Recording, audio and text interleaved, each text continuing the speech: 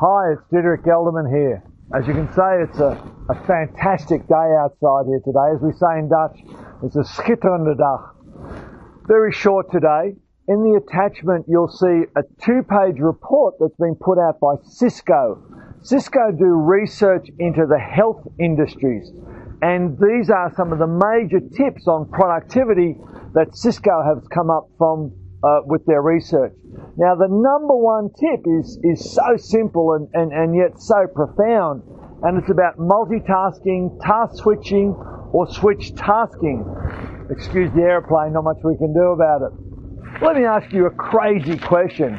Would you allow someone that's inebriated or under the influence of alcohol, or that's possibly under the influence of pot or marijuana, whatever you like to call it, to come to work and work for the day?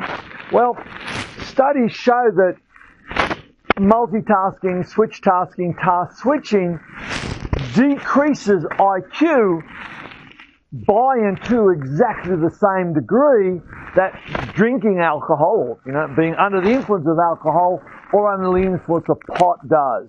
So if you wouldn't allow someone to smoke pot at work, if you wouldn't allow someone to drink alcohol at work and therefore, not be able to drive and all those sorts of things, if you wouldn't allow that to happen, then let me ask you, why are you allowing them to multitask? And in some practices, multitasking is actually part of the job interview questionnaire. Can you multitask? And if you can't, I'm not going to employ you. Now, there's many studies on this, and we'll go to it in a little bit more depth later on.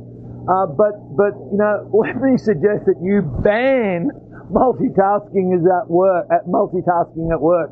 And let me say as well, that includes you as well, the boss or the practice manager. Don't you dare multitask either.